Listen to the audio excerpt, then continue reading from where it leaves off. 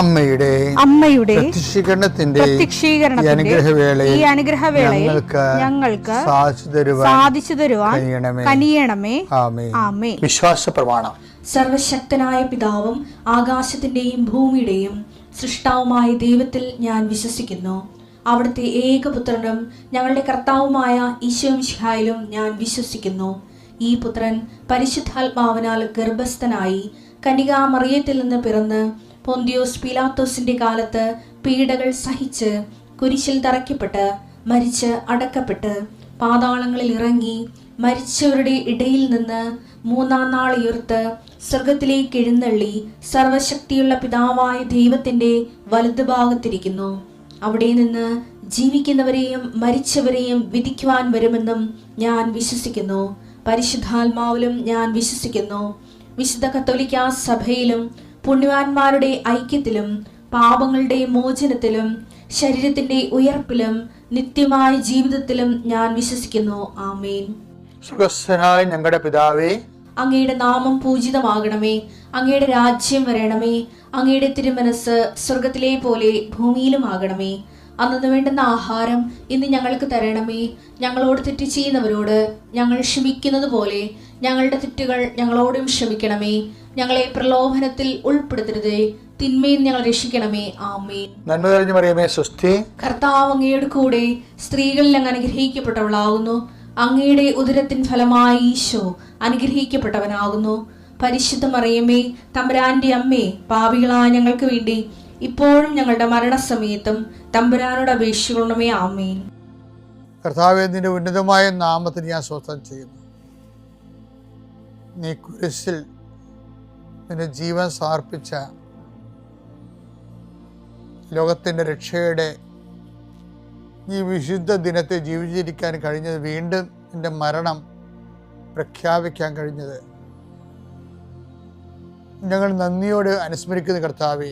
നിന്റെ രക്ഷയുടെ കുരിശ് ഞാൻ ഉയർത്തിക്കൊണ്ട് ആരെല്ലാം തിന്മയുടെ ശക്തികളിൽ അകപ്പെട്ടിട്ടുണ്ടോ, ആരെല്ലാം പാപശാപങ്ങളിൽ വീണിട്ടിട്ട് മുന്നോട്ട് ഗതി കിട്ടാതിരുന്നിട്ടുണ്ട്, യേശുക്രിസ്തുവിൻ്റെ കുരിശിൻ്റെ ശക്തിയാൽ നിന്റെ പാപശാപ ബന്ധനങ്ങൾ ഈശോ നാമത്തിൽ അഴിഞ്ഞു മാറട്ടെ എന്ന് കൽപ്പിക്കുന്നു. കർത്താവേ, നിന്റെ വിശുദ്ധ പൗരോഹിത്യത്തെ മഹത്വപ്പെടുത്തണമേ. കർത്താവെ, സഭയിലുള്ള സാന്നിധ്യം പ്രകടമാക്കണമേ. 40 വർഷം ഞാൻ അർപ്പിച്ച കൃപാന്റെ യോഗ്യതയാൽ കൃപാസ്ഥാനത്താരെ ജീവനോടെ പ്രത്യക്ഷപ്പെട്ട മാതാവിൻ്റെ മാധ്യസ്ഥതയെ ഇന്ന് പ്രാർത്ഥിക്കുന്ന എല്ലാവരും, ഇന്ന് ഓരോരോ കാര്യങ്ങൾക്കായി യാത്ര തിരിക്കുന്ന എല്ലാവരും, ഓരോരോ വിഷയങ്ങൾ ഫോൺ വിളിച്ച് ചോദിക്കുന്നതും അതിൻ്റെ ഉപായം കണ്ടെത്താൻ ശ്രമിക്കുന്നതും നിങ്ങളുടെ എല്ലാ സംരംഭങ്ങൾ സർവോപരി മുതുകിന് മുഴുവൻ നീര് വന്നിട്ട് ഷർട്ട് പോലും ഇടാൻ പറ്റാത്ത ഒരാളെ പുരുഷനെ കാണിക്കുന്നുണ്ട് കർത്താവ്. ആ മകൻ്റെ മുതുകിൽ കർത്താവിൻ്റെ കുരിശിൻ്റെ നിഴൽ വീഴുന്നു. അവനെ കർത്താവ് സുഖപ്പെടുത്തുന്നതിന് വേണ്ടി പ്രാർത്ഥിക്കുന്നു. Lord Jesus Christ, pour out His Spirit, the fire fingers soak with the precious blood. I command you, in the name of Jesus Christ, you be healed. എൻ്റെ പേര് ശ്രീരഞ്ജിനി ഹരിദേവ്. ഞാൻ UK നിന്നാണ് വരുന്നത്. സ്ഥലം കരുനാഗപ്പള്ളിയാണ്. ഇങ്ങനെ ഇവിടെ മാതാവിൻ്റെ മുന്നിൽ വന്ന് സാക്ഷ്യം പറയുന്നതിന് വേണ്ടിയിട്ട് എൻ്റെ അമ്മ മാതാവും എൻ്റെ ഈശോയും എന്നെ ഉയർത്തിയതിനെ ഓർത്ത്, ഇങ്ങനൊരു അവസരം തന്നതിനെ ഓർത്ത് ഒരുപാട് നന്ദി പറയുകയാണ്. ഇന്നലെ വൈകുന്നേരമാണ് എത്തിയത്. ഇന്നലെ രാത്രിയായി UK നിന്ന് എത്തിയപ്പോൾ. എന്നിട്ട് ഇന്ന് രാവിലെ 4:30 ഉറങ്ങാൻ കിടന്നപ്പോൾ, എന്നിട്ട് 5 മണിക്ക് എഴുന്നേറ്റ് വരുമായിരുന്നു. ഇവിടെ അരമണിക്കൂർ പോലും ഉറങ്ങിയിട്ടില്ല. അത് എൻ്റെ ഒരു പ്രാർത്ഥനയായിരുന്നു അത്. അതായത് എൻ്റെ വീട്ടിൽ പോയിട്ട് എൻ്റെ അച്ഛനെയും അമ്മയും കാണുന്നതിന് മുന്നേ തന്നെ എനിക്ക് എൻ്റെ മാതാവിനെ ഒന്ന് കാണണമെന്ന്. എനിക്കറിയാം ജോസഫ് അച്ഛന് ഇഷ്ടമല്ല നമ്മളിങ്ങനെ മുട്ടിലഴിഞ്ഞ് വരുന്നതും അങ്ങനെ ഒരു നേർച്ചയോ അങ്ങനെ ഒരു പ്രവൃത്തിയൊന്നും ഇഷ്ടമല്ല എന്ന് അറിയാം. പക്ഷേ എൻ്റെ ആരോഗ്യം വളരെ മോശമായിരുന്നു. അങ്ങനെ എന്നെ മരണത്തിൽ നിന്ന് തന്നെ എന്നെ തിരിച്ചു കൊണ്ടുവന്ന എൻ്റെ ഈശോയ്ക്കും എൻ്റെ മാതാവിനും എനിക്ക് കൊടുക്കാൻ മറ്റൊന്നും തന്നെ ഉണ്ടായിരുന്നില്ല. മുട്ടിലഴിഞ്ഞ് തന്നെയാണ് ഞാൻ ഇവിടെ എത്തിയത്. അത് ഞാൻ നന്ദി പ്രകടിപ്പിച്ചതാണ്. പക്ഷേ എനിക്കറിയാം അതിവിടെ അങ്ങനെയൊന്നും ചെയ്യില്ല, അങ്ങനെ ചെയ്യാൻ പാടില്ല എന്ന്. പക്ഷേ എൻ്റെ ഈ ശരീരം കൊണ്ട് എനിക്ക് അത്രയെങ്കിലും ചെയ്യണമായിരുന്നു. ഞാൻ ഒരു 3 വർഷം മുൻപ് ഇവിടെ വന്ന് സാക്ഷ്യം പറഞ്ഞിട്ടുണ്ട്. ഇതെൻ്റെ 2ാമത്തെ സാക്ഷ്യമാണ്. ആ ഒരു സാക്ഷ്യം 7 ലക്ഷത്തിലധികം ആൾക്കാർ കണ്ടതാണ്. ഒന്നുമില്ലാത്ത എന്നെ ഇങ്ങനെ ഉയർത്തി ഇവിടെ ആൾക്കാരുടെ മുന്നിൽ ഈ ലോകത്തിൻ്റെ മുന്നിൽ ഒരു സാക്ഷിയാക്കിയ എൻ്റെ ഈ ജീവനുള്ള മാതാവിനും ജീവനുള്ള ഈശോയ്ക്കും എത്ര നന്ദി പറഞ്ഞാലും മതിയാവില്ല. കഴിഞ്ഞ വട്ടം ഞാൻ വന്നിട്ട് പറഞ്ഞത് ഞാൻ UK പോവാണ്, എൻ്റെ ഈ 2 മക്കളെ എനിക്ക് കൊണ്ടുപോകണം എന്നാണ്. ഒരാളെ കൊണ്ടുപോകാൻ പറ്റുള്ളൂ. ഈ രണ്ടാമത്തെ ആൾക്ക് ആ സമയത്ത് 1 വയസ്സേ ഉണ്ടായിരുന്നുള്ളൂ. അവന് പെട്ടെന്ന് പനിയൊക്കെ കൂടിയിട്ട് എനിക്ക് കൊണ്ടുപോകാൻ പറ്റിയില്ല. പിന്നെ ഒരു 2 വർഷം കഴിഞ്ഞിട്ടാണ് കൊണ്ടുപോയത്. അപ്പോഴത്തേക്ക് ഞാൻ പ്രഗ്നൻ്റായി. ആ ഒരു സമയത്ത് ഞങ്ങളൊരു ചെറിയ ഫ്ലാറ്റിലാണ് താമസിച്ചിരുന്നത്. അത് പ്രാർത്ഥിച്ചതുപോലെ തന്നെ മക്കൾക്ക് സ്കൂളും എൻ്റെ ജോലി സ്ഥലവും എല്ലാം ഒരുക്കി ദൈവമാതാവ് ഞങ്ങൾ അനുഗ്രഹിച്ചു. ആ ഒരു സമയത്ത് ഒരു പ്രത്യേക സാഹചര്യത്തിൽ എനിക്ക് ആ വീട്ടിൽ നിന്ന് മാറേണ്ടതായിട്ട് വന്നു. അപ്പോൾ ഈ 3 കുഞ്ഞുങ്ങളെ ഉടനെ തന്നെ ഡെലിവറി ഉണ്ട്. എൻ്റെ 9th month ആയിരുന്നു ആ സമയത്ത്. അപ്പോൾ എനിക്ക് വേറൊരു വീട് വേണം. ആ ഒരു സമയത്ത് ഇപ്പോഴും UK ആളുകൾക്കറിയാം വീട് കിട്ടാൻ വലിയ പ്രയാസമാണ്. ഞാൻ പ്രാർത്ഥിച്ചു, ആ വയറുകൊണ്ട് മുട്ടുകുത്തി തന്നെ ഞാൻ പ്രാർത്ഥിച്ചു, എനിക്കൊരു 3 ബെഡ്റൂമുള്ള വീട് വേണമെന്ന് ഞാൻ പ്രാർത്ഥിച്ചു. എൻ്റെ അമ്മ മാതാവ് എനിക്ക് 3 ബെഡ്റൂമിന് പകരം 3 നിലയുള്ള വീട് തന്നെ എന്നെ അനുഗ്രഹിച്ചു. ആ 3 നില വീട്ടിൽ എനിക്ക് എൻ്റെ 3 കുഞ്ഞുങ്ങളോടൊപ്പം എൻ്റെ ഹസ്ബൻഡിനോടൊപ്പം പ്രാർത്ഥനയോടെ മുന്നോട്ട് പോകാൻ പറ്റുന്നുണ്ട്. അതിന് 1000 നന്ദി ദൈവത്തിന്. അത് കഴിഞ്ഞിട്ട് ഡെലിവറി സമയത്ത് ഞങ്ങൾക്കൊരു കാറോ കാര്യങ്ങളോ ഒന്നും ഉണ്ടായിരുന്നില്ല. കാരണം ഞങ്ങൾ ജീവിതം തുടങ്ങിയിട്ടേ ഉള്ളൂ. ഒന്നുമില്ലാത്തൊരവസ്ഥ. 2 പേർക്കും ജോലിയുണ്ട്, 2 മക്കളുണ്ട്, പ്രഗ്നൻസിയാണ്. എൻ്റെ പ്രഗ്നൻസിയുടെ ഒരു 3 ദിവസം മുൻപ് വരെ എനിക്ക് ജോലി ചെയ്യാൻ പറ്റി. എൻ്റെ ഒരു അപ്പോയിൻമെൻറ്റ്സോ കാര്യങ്ങളോ ഒന്നും ദൈവമാതാവ് മുടക്കിയിട്ടില്ല. ഓരോ ആളുകളെയും ഓരോ സാഹചര്യങ്ങളെയും ദൈവം ഒരുക്കി തന്നു. എൻ്റെ ഒരു അപ്പോയിൻമെൻറ്റ്സ് പോലും മുടങ്ങിയിട്ടില്ല. എല്ലാം ദൈവം ഞാൻ പോലും അറിയാത്ത രീതിയിൽ ഓരോ ആളുകളെ വീട്ടിലെത്തിക്കുകയും എല്ലാ അപ്പോയിൻമെൻറ്റ്സും കാര്യങ്ങളും എല്ലാം ഭംഗിയായിട്ട് നടന്നു. എനിക്ക് വാട്ടർ ബ്രേക്കാണ് ഉണ്ടായത്. എൻ്റെ വെള്ളം പൊട്ടി ഒരു സങ്കടകരമായ ഒരു അവസ്ഥയായിരുന്നു. രാത്രി ഒരു 11 മണിക്കാണ്. ഹസ്ബൻഡ് നൈറ്റ് ഡ്യൂട്ടി ആയിരുന്നു. ആ സമയത്ത് എനിക്ക് വേണമെങ്കിൽ ഹരിയെ വിളിച്ച് എനിക്കിങ്ങനെ ഒരു അവസ്ഥയുണ്ട്, നീ വരണം എന്ന് പറയാമായിരുന്നു. പക്ഷെ നോക്കിയപ്പോൾ 2 കുഞ്ഞുങ്ങൾ ഉറങ്ങിക്കിടക്കുവാണ്. എനിക്ക് വാട്ടർ ബ്രേക്കാണ്, നന്നായിട്ട് വെള്ളം പോകുന്നുണ്ട്. അപ്പോൾ എൻ്റെ കയ്യിൽ മാതാവിൻ്റെ തൈലമാണ്. എനിക്കറിയില്ല ഞാൻ എന്തിനങ്ങനെ ചെയ്തു. ഞാൻ മെഡിക്കൽ ഫീൽഡിലാണ് വർക്ക് ചെയ്യുന്നത്. പക്ഷേ എന്നിട്ടും ഞാൻ മാതാവിൽ ഉറച്ച് വിശ്വസിച്ചു. ഞാൻ ആ തൈലം എടുത്ത് എൻ്റെ വയറ്റിൽ പുരട്ടിയിട്ട് പറഞ്ഞു, എനിക്കൊന്നും പറ്റരുത്, എൻ്റെ കുഞ്ഞിനൊന്നും പറ്റരുത്, നേരം വെളുക്കണം. എൻ്റെ ഹരി എന്തായാലും ഈ പ്രഗ്നൻസി കഴിയുമ്പോൾ അവന് ലീവും കാര്യങ്ങളൊക്കെ എടുക്കണം. നമുക്ക് ഇവിടുത്തെ പോലെയല്ല, നമ്മൾ ചെയ്യുന്ന ദിവസങ്ങളിലുള്ള ശമ്പളം മാത്രമേ ഉള്ളൂ. നമ്മൾക്ക് ഒരു മാസം 16 ദിവസം ഡ്യൂട്ടിക്ക് പോയാൽ മതി. ആ 16 ദിവസത്തെ ശമ്പളം മാത്രമേ നിങ്ങൾക്ക് കിട്ടുള്ളൂ. ആ 16 ദിവസത്തിൽ നിങ്ങൾ ഒരു ദിവസം ശമ്പളം നിങ്ങൾക്കില്ല എങ്കിൽ നിങ്ങൾക്ക് ശമ്പളം ഇല്ല. അപ്പം നമ്മുടെ അവിടെ റെൻ്റാണ്, കാര്യങ്ങളുണ്ട്, ഒരുപാട് കാര്യങ്ങളുണ്ട്. ഒരു ദിവസം നിങ്ങൾക്ക് ശമ്പളം കിട്ടിയില്ലെങ്കിൽ അത് പല രീതിയിലും നിങ്ങൾ. അപ്പോൾ അതുകൊണ്ട് എനിക്ക് അവനെ കഷ്ടപ്പെട്ട് കാണാൻ ആഗ്രഹമില്ലാത്തതുകൊണ്ട് ഞാൻ പറഞ്ഞു, എനിക്ക് വേണ്ടിയിട്ട് ഇപ്പോഴേ ഒരുപാട് സ്ട്രഗിൾ ചെയ്യുന്നുണ്ട്. അപ്പോൾ അവനിപ്പോൾ ഇതറിയരുത്, അവൻ്റെ ഡ്യൂട്ടി കഴിഞ്ഞ് വരണം. ഒരു 8 മണി വരെ എങ്കിലും എനിക്ക് പിടിച്ച് നിൽക്കാൻ പറ്റണം എന്ന് ഞാൻ പ്രാർത്ഥിച്ചു. 7 മണിയായി. എനിക്ക് പിടിച്ച് നിൽക്കാൻ പറ്റാത്ത അത്രയും ഹെവി ആയിട്ട് വാട്ടർ ബ്രേക്ക് ആയി തുടങ്ങിയപ്പോൾ ഞാൻ ഹരിയെ വിളിച്ചിട്ട് പറഞ്ഞു, ഇങ്ങനെയാണ്, എനിക്ക് നിൽക്കാൻ വയ്യ. എപ്പോൾ തുടങ്ങിയെന്ന് ചോദിച്ചപ്പോൾ ഞാൻ ഇങ്ങനെ ഒരു അറൗണ്ട് ഒരു 11 മണി 12 മണി എന്ന് പറഞ്ഞപ്പോൾ നന്നായിട്ട് ദേഷ്യപ്പെട്ടു. നീ കളിക്കുവാണോ, എന്തിനാ ഇങ്ങനെ ചെയ്തതെന്ന് പറഞ്ഞപ്പോൾ ഞാൻ പറഞ്ഞു, മാതാവുണ്ട് കൂടെ, ഒരു കുഴപ്പമില്ല എന്ന് പറഞ്ഞു. ആംബുലൻസ് വന്നു, പെട്ടെന്ന് തന്നെ പോയി, ഡെലിവറി ആയി. അതുവരെ കുഴപ്പങ്ങളൊന്നും ഉണ്ടായിരുന്നില്ല, ആരുമില്ല, ഞാനും ഹരിയേട്ടനും എൻ്റെ 3 മക്കളും മാത്രമേ ഉള്ളൂ. അത് കഴിഞ്ഞ് വീട്ടിൽ വന്നു. നമ്മുടെ ഇവിടുത്തെ പോലെയല്ല, പ്രസവം കഴിഞ്ഞ് തൊട്ടടുത്ത ദിവസം തന്നെ ഇവർ വിടും, കുഴപ്പമൊന്നുമില്ല, നീ പൊയ്ക്കോന്ന് പറഞ്ഞു. ഞാൻ വീട്ടിൽ വന്ന് കുഞ്ഞിന് 16ാമത്തെ ദിവസമായപ്പോൾ ഞാൻ 3ാമത്തെ നിലയിലിരുന്ന് പാല് കൊടുക്കുകയാണ്. അപ്പോൾ എനിക്ക് തന്നെ തോന്നി എൻ്റെ ശരീരത്തിൽ എന്തൊക്കെയോ മാറ്റങ്ങൾ ഉണ്ടാകുന്നത് പോലെ എനിക്ക് തോന്നി. എന്താണെന്നറിയില്ല, വല്ലാത്തൊരു അവസ്ഥ. ഹാർട്ട് ബീറ്റ് വല്ലാതെ കൂടുന്നു, നന്നായിട്ട് വിയർക്കുന്നുണ്ട്, വയറ് വേദനിക്കുവാണോ, എവിടെയാണ് വേദനയെന്നൊന്നും അറിയില്ല, എന്തൊക്കെയോ ഒരു നംനെസ് പോലെ. പെട്ടെന്ന് ഞാൻ ആ 3ാമത്തെ നിലയിൽ നിന്ന് പാല് കൊടുത്തോണ്ടിരുന്ന ഈ കുഞ്ഞിനെ എടുത്തോണ്ട് ഞാൻ ഓടി താഴത്തെ നിലയിൽ വന്നിട്ട് എൻ്റെ ഹസ്ബൻഡിൻ്റെ കയ്യിൽ കുഞ്ഞിനെ കൊടുത്തിട്ട് പറഞ്ഞു, എൻ്റെ മുഖത്തേക്ക് നോക്കിക്കേ, എന്തെങ്കിലും മാറ്റം ഉണ്ടോയെന്ന്. അപ്പോൾ ഹരിയുടെ മുഖം നന്നായിട്ട് മാറി. എന്തൊക്കെയോ മാറുന്നുണ്ട് എന്നിങ്ങനെ പറഞ്ഞപ്പോൾ എനിക്കറിയില്ല, എനിക്ക് അപ്പോഴേ മനസ്സിലായി എൻ്റെ ഒരു വശം തളർന്നു പോവുകയാണ്. എൻ്റെ കൈ എനിക്ക് അനക്കാൻ പറ്റാത്തൊരവസ്ഥയിലേക്ക് പോവാണ്, കാലനങ്ങുന്നില്ല, ഞാൻ വീഴുമെന്ന് എനിക്ക് മനസ്സിലായി. അപ്പോൾ ഹരി പറഞ്ഞു, നീ പുറത്തോട്ടിരിക്കാൻ, നിനക്ക് കുഴപ്പമൊന്നുമില്ല, നീ ടെൻഷൻ ആവുകയാണെന്ന് പറഞ്ഞു. ഞാൻ പുറത്തോട്ടിരുന്നു, പറ്റുന്നില്ല, ഞാൻ വീഴുമെന്ന് എനിക്ക് മനസ്സിലായി. ഞാൻ വീഴാൻ പോവാണ്, വീണാൽ ഞാൻ എഴുന്നേക്കില്ല എന്നെനിക്ക് മനസ്സിലായി. ആ ഒരു സമയത്ത് ഞാൻ എന്ത് ചെയ്യും? എനിക്ക് 3 കുഞ്ഞുങ്ങളാണ്. ഹരി നൈറ്റ് ഡ്യൂട്ടിയാണ്, ഒരുപാട് സ്ട്രഗിൾ ചെയ്യുന്നുണ്ട്. നൈറ്റ് ഡ്യൂട്ടി കഴിഞ്ഞ് വന്നിട്ട് ഈ 3 കുഞ്ഞുങ്ങളെയും എന്നെയും നോക്കുന്നുണ്ട്. ഞാൻ പറഞ്ഞു, ഇത് എൻ്റെ കുഞ്ഞുങ്ങളല്ല, എനിക്ക് നോക്കാൻ തന്ന 3 കുഞ്ഞുങ്ങളാണ്. എനിക്കിവരെ ആരോഗ്യത്തോടെ നോക്കണമെങ്കിൽ നീ തന്ന ഹസ്ബൻഡാണ്, ഞാൻ തേടി പിടിച്ച ഹസ്ബൻഡല്ല, നീ ആയിട്ട് എൻ്റെ മുന്നിൽ കൊണ്ടെത്തിച്ച ഒരു ഹസ്ബൻഡാണ്. അങ്ങേ അവസാനം വരെയും എനിക്കൊരു നല്ല ഭാര്യയായിരിക്കണമെങ്കിൽ, ഈ 3 കുഞ്ഞുങ്ങളെ നോക്കണമെങ്കിൽ എനിക്ക് നീ ആരോഗ്യം തന്നേ പറ്റൂ. ഈ 16 ദിവസം പ്രായമുള്ള കുഞ്ഞിനെ ഞാൻ ആരെ ഏൽപ്പിക്കുക, ആരെങ്കിലും നീ കൊണ്ടുത്താ എന്ന് പറഞ്ഞപ്പോൾ പെട്ടെന്ന് എൻ്റെ മനസ്സിൽ ഇങ്ങനെയാണ്, ഞാൻ വ്യക്തമായി കണ്ടതാണ്, ഒരു ഗ്രേ കളറിൽ വൈറ്റ് കളറിലെ ലെറ്റേഴ്സിൽ എഴുതി കാണിച്ചു, ഈവ്ലീൻ എന്നിങ്ങനെ എഴുതി കാണിച്ചു. അത് എൻ്റെ കൂടെ ജോലി ചെയ്യുന്ന ഒരു നൈജീരിയൻ നേഴ്സാണ്. എനിക്ക് ഫോൺ എടുത്ത് വിളിക്കാൻ പറ്റിയില്ല. ഹസ്ബൻഡിനോട് പറഞ്ഞു, ഹസ്ബൻഡ് വിളിച്ചു, ഒന്നും മിണ്ടിയില്ല. ഹരി ആരെയും വിളിക്കാത്ത ഒരാളാണ്. പക്ഷെ അവൾ പെട്ടെന്ന് തന്നെ വന്നിട്ട് എന്താണെന്ന് ചോദിച്ചു, എൻ്റെ മുഖത്തേക്ക് നോക്കി. എന്നിട്ട് അവളുടെ മുഖം, നല്ല ധൈര്യമുള്ള ഒരു നേഴ്സാണ്, അവളുടെ മുഖം മാറുന്നത് ഞാൻ കണ്ടു. ഞാൻ നന്നായിട്ട് പേടിച്ചു. എന്താണെന്ന് ചോദിച്ചപ്പോൾ എന്നോട് പറഞ്ഞു, നീ കണ്ണാടി നോക്കരുത്, അപ്പം ഞാൻ പറഞ്ഞു അതെന്താ, നീ കണ്ണാടി നോക്കരുത്, കണ്ണാടി നോക്കേണ്ട ആവശ്യമില്ല. അപ്പം ഞാൻ കണ്ണാടി എടുത്തുകൊണ്ട് വരാൻ ഹരിയോട് പറഞ്ഞു. ഹരി മേളിൽ നിന്ന് കണ്ണാടിയായിട്ട് വരുവാണ്. അപ്പം എനിക്ക് കാണണം എന്ന് പറഞ്ഞപ്പോൾ പറഞ്ഞു നീ നോക്കേണ്ട ആവശ്യമില്ല, അവിടെ ഒന്നുമില്ല, നിൻ്റെ മുഖം നിനക്കറിയാമല്ലോ, നീ കണ്ണാടി നോക്കേണ്ട ആവശ്യമില്ല എന്ന് പറഞ്ഞു. അപ്പോൾ എനിക്ക് മനസ്സിലായി എന്തൊക്കെയോ ആണ്. പിന്നെ എനിക്ക് സംസാരിക്കാൻ പറ്റുന്നില്ല. പിന്നെ എനിക്ക് മനസ്സിലായി എൻ്റെ ഈ ഒരു വശം ഇങ്ങോട്ട് കോടി. പിന്നെ എനിക്കൊന്നും മിണ്ടാൻ പറ്റുന്നില്ല. പതുക്കെ ഈ ഒരു കൈ തളർന്നു, കാല് തളർന്നു, ഞാൻ കിടന്നു. എനിക്ക് എഴുന്നേക്കാൻ പറ്റുന്നില്ല. സ്റ്റാൻഡിങ് BP വളരെ ഹൈ, കിടക്കുമ്പോൾ ഉള്ള BP വളരെ ഹൈ. അവൾ പെട്ടെന്ന് എൻ്റെ ആംബുലൻസിനെ വിളിച്ചു. ആംബുലൻസ് വന്നു. ഈ 16 ദിവസം പ്രായമുള്ള കുഞ്ഞിനെ നീ നോക്കിക്കോണേ എന്ന് പറയാൻ പോലും എനിക്ക് നാക്ക് പൊങ്ങിയില്ല. അവൾ ആ കുഞ്ഞിനെ എടുത്തിട്ട് പറഞ്ഞു ഞാൻ നോക്കിക്കോളാം, നീ പൊയ്ക്കോളാം പറഞ്ഞു. ആംബുലൻസിൽ പോയി. ചെന്നപ്പോൾ തന്നെ സ്ട്രോക്കാണ് എന്ന് അവർ ഡയഗ്നോസ് ചെയ്തു. പ്രസവിച്ച് 16 ദിവസമായതുള്ളൂ. എൻ്റെ സ്റ്റിച്ചൊന്നും എടുത്തിട്ടില്ല. നല്ല വേദനയുണ്ട്. പക്ഷേ ആ ഒരു സമയത്ത് എനിക്ക് ആ വേദനയൊന്നും അറിയാനേ പറ്റുന്നില്ല. ഞാൻ പ്രാർത്ഥിക്കുവാണ്. ഞാൻ ആംബുലൻസിൽ വന്ന സമയത്ത് ഹരി പെട്ടെന്ന് ആംബുലൻസിൻ്റെ ഇടയ്ക്ക് കയറിയിട്ട് എൻ്റെ കയ്യിൽ മാതാവിൻ്റെ ലോക്കറ്റും ഇവിടുത്തെ ഉടമ്പടി പുസ്തകവും തന്നിട്ട് പറഞ്ഞു ഇത് കയ്യിൽ വെച്ചേക്ക്, എനിക്കത് ഓപ്പൺ ചെയ്യാൻ പറ്റില്ല, പ്രാർത്ഥന കാണാപ്പാടമാണ്. ശരിയെന്ന് പറഞ്ഞ് ഈ ലോക്കറ്റ് മുറുകെ പിടിച്ചോളാൻ പറഞ്ഞു. ഞാൻ പോയി ഹോസ്പിറ്റലിൽ പോയി. സ്ട്രോക്ക് വാർഡിൽ അഡ്മിറ്റ് ആയിരുന്നു. ആദ്യത്തെ ദിവസം അവിടെ കിടക്കുവാണ്. അപ്പോൾ അവർ ഇവിടെ നഴ്സിംഗ് ഫീൽഡിലുള്ള ആൾക്കാർക്കറിയാം, ചെല്ലുമ്പോൾ തന്നെ സ്ട്രോക്ക് ആണോ അല്ലയോ എന്ന് അറിയാൻ വേണ്ടിയിട്ട് അവർ സ്ട്രെങ്ത് ടെസ്റ്റ് ചെയ്യും. നമ്മുടെ കൈ ഇങ്ങനെ പൊക്കി ഒരു 10 സെക്കൻഡ് വരെ അവരെണ്ണം. 10 സെക്കൻഡ് പോയിട്ട് എനിക്ക് 1 സെക്കൻഡ് പോലും കൈ ഇങ്ങനെ പൊക്കി പിടിക്കാൻ പറ്റുന്നില്ല. അങ്ങനെ ഒരവസ്ഥയായിരുന്നു. കാല് പൊങ്ങുന്നില്ല. ഈ ഒരു വശം മുഴുവൻ തളർന്നു. സംസാരിക്കാൻ പറ്റുന്നില്ല. ദേഹം മൊത്തം കോടി. അപ്പോൾ അവർ സ്ട്രോക്ക് ആണെന്ന് സ്ഥിരീകരിച്ചു. ഒരു സ്കാനിങ് കഴിഞ്ഞു.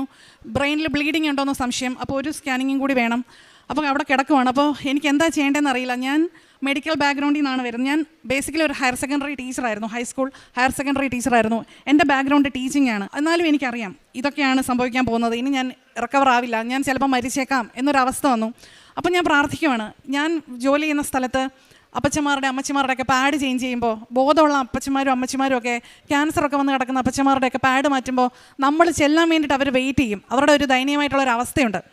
അപ്പോൾ ഞാനിങ്ങനെ പ്രാർത്ഥിക്കുവാണ്. ഇനി എൻ്റെ ഹരി നൈറ്റ് ഡ്യൂട്ടി കഴിഞ്ഞ് വന്നിട്ട് വേണം എൻ്റെ ഈ മലവും മൂത്രവും ഒക്കെ മാറ്റാൻ, എൻ്റെ ഈ ഒരു പാഡ് മാറ്റാൻ. അപ്പോൾ എൻ്റെ ഈ 3 കുഞ്ഞുങ്ങളെ ആരും നോക്കും? ഹരി ഡ്യൂട്ടിക്ക് പോയില്ലെങ്കിൽ, ഞാൻ ഡ്യൂട്ടിക്ക് പോയില്ലെങ്കിൽ എന്ത് ചെയ്യും? ഈ ഒരു അവസ്ഥയിൽ തിരിച്ചു പോകാൻ പറ്റില്ല. എനിക്ക് ഇങ്ങനെ സ്ട്രോക്ക് വന്നെന്ന്, എൻ്റെ ഒരു വശം തളർന്നു പോയിന്ന് ഇപ്പോൾ ഞാൻ ഇവിടെ വന്ന് സാക്ഷ്യം പറയുമ്പോഴായിരിക്കും എൻ്റെ അച്ഛനും എൻ്റെ അമ്മയും അല്ലെങ്കിൽ എൻ്റെ വീട്ടുകാരോ നാട്ടുകാരോ ഒക്കെ അറിയുന്നത്. ഇതുവരെ ഞങ്ങൾ ആരോടും പറഞ്ഞിട്ടില്ല അങ്ങനെ ഒരു അവസ്ഥയിലൂടെ ഞങ്ങൾ കടന്നു പോയി എന്ന്. അപ്പം ഞാൻ പ്രാർത്ഥിച്ചു, എനിക്ക് എഴുന്നേക്കണം, എനിക്ക് തിരിച്ചു വരണം, നീ എൻ്റെ കൂടെ ഉണ്ടായേ പറ്റൂ, എനിക്കൊരു തെളിവ് വേണം, നീ എൻ്റെ കൂടെ ഉണ്ട് എന്ന് എനിക്കൊരു തെളിവ് വേണം എന്ന് ഞാൻ പ്രാർത്ഥിച്ചു. ഞാൻ കരയുവാണ്, വാവിട്ട് നിലവിളിക്കുവാണ്. പക്ഷേ സൗണ്ടൊന്നും പുറത്തോട്ട് വരുന്നില്ല.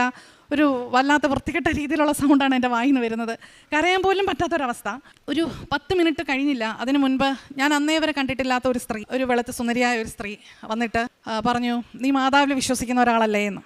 ഞാൻ അതേന്ന് പറഞ്ഞു, തലയാട്ടി. എന്നാൽ അതാ ഇത് കയ്യിലിട്ടോ, നിനക്കൊരു കുഴപ്പം വരില്ല എന്ന് പറഞ്ഞിട്ട് ഒരു ബ്രേസ്ലെറ്റ്, ഇവിടുത്തെ മാതാവിൻ്റെ ബ്രേസ്ലെറ്റ് എൻ്റെ കയ്യിലിട്ട് തന്നു. അതാരാണെന്നോ എവിടെ നിന്ന് വന്നെന്നോ ഒന്നും എനിക്കറിയില്ല.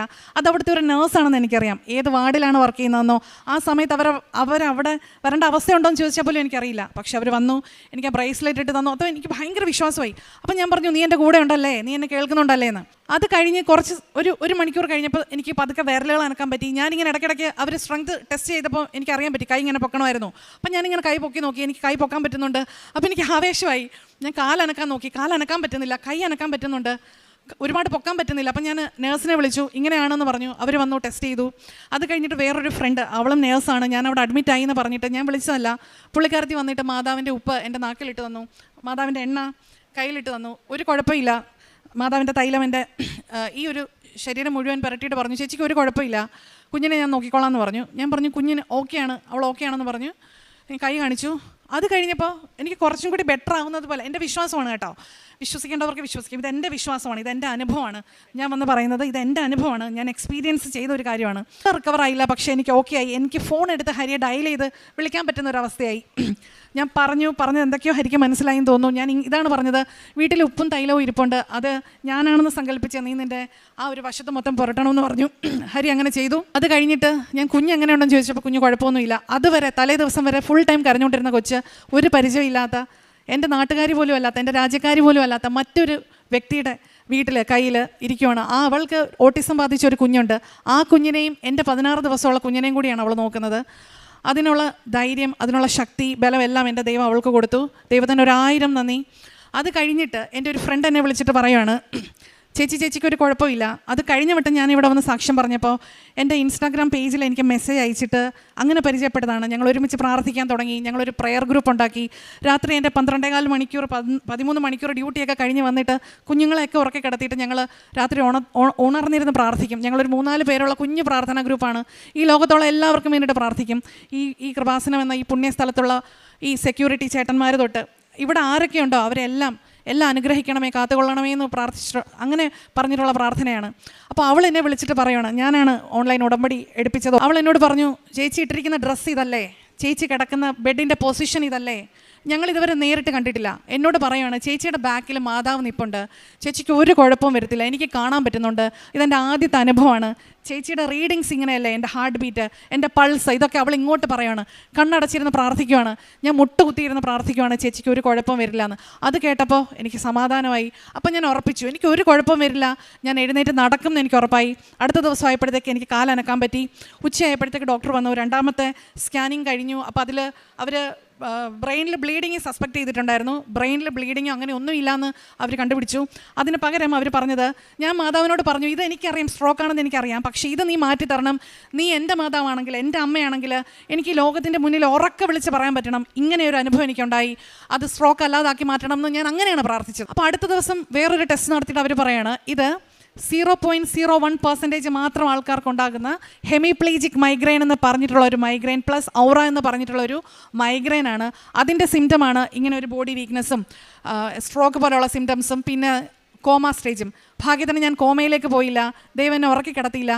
ഇങ്ങനെ നിങ്ങളുടെ മുന്നിൽ വന്ന് സാക്ഷ്യം പറയാൻ വേണ്ടിയിട്ട്, എന്നെ ബലപ്പെടുത്താൻ വേണ്ടിയിട്ട്, എൻ്റെ വിശ്വാസം കാത്ത് സംരക്ഷിക്കുന്നതിന് വേണ്ടിയിട്ട്, എന്നെ ഉയർത്താൻ വേണ്ടിയിട്ട് ദൈവം എന്നെ ജീവനോടെ നിലനിർത്തി.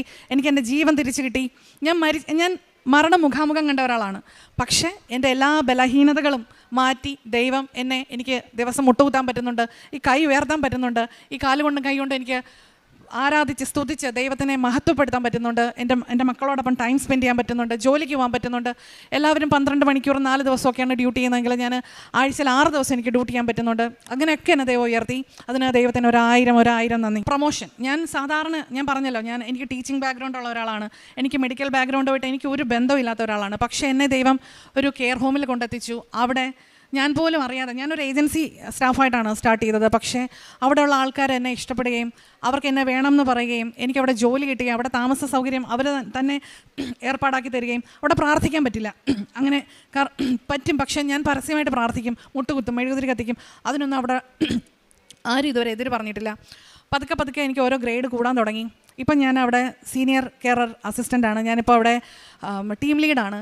വർഷങ്ങളായിട്ട് അവിടെ ജോലി ചെയ്യുന്ന ആളുകളെ ലീഡ് ചെയ്യാൻ പറ്റുന്ന ഒരവസ്ഥയിലേക്ക് എന്നെ ദൈവം ഉയർത്തി. മറ്റുള്ള ആളുകളെ ട്രെയിൻ ചെയ്യാൻ പറ്റുന്ന ഒരു ട്രെയിനറായിട്ട് എന്നെ ഉയർത്തി. ഇതൊക്കെ എൻ്റെ കഴിവല്ല, എനിക്കൊരു കഴിവുമില്ല. ഇപ്പോഴും ഞാൻ 0-ൽ തന്നെയാണ്. 0-ൽ നിൽക്കുന്ന എൻ്റെ കുടുംബത്തെ എൻ്റെ ദൈവം നല്ല രീതിയിൽ മുന്നോട്ട് നയിക്കുകയാണ്. അതിനെ ഓർത്ത് നന്ദി പറയുന്നു. ആ ഒരു പ്രൊമോഷൻ അത് എൻ്റെ ഹോമുകാർ തന്നതല്ല.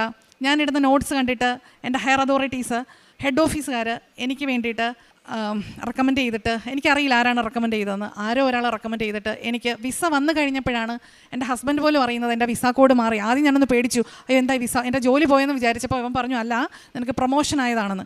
ഈ പ്രൊമോഷൻ ലെറ്ററുമായിട്ട് ചെന്നപ്പോഴാണ് ഹോമുകാർ പോലും അറിയുന്നത് ഞാൻ പ്രൊമോട്ടഡ് ആയി എന്ന്. ഒത്തിരി സന്തോഷം. വളരെ നന്നായിട്ട് ജോലി ചെയ്യാൻ പറ്റുന്നുണ്ട്. കുറേ മെഡിക്കൽ എക്സാംസും കാര്യങ്ങളൊക്കെ ഞാനിപ്പം സൈഡായിട്ട് ചെയ്യുന്നുണ്ട്. അതൊന്നും എൻ്റെ കഴിവല്ല, എല്ലാം ദൈവത്തിൻ്റെ കഴിവാണ്, എൻ്റെ മാതാവിൻ്റെ അനുഗ്രഹമാണ്.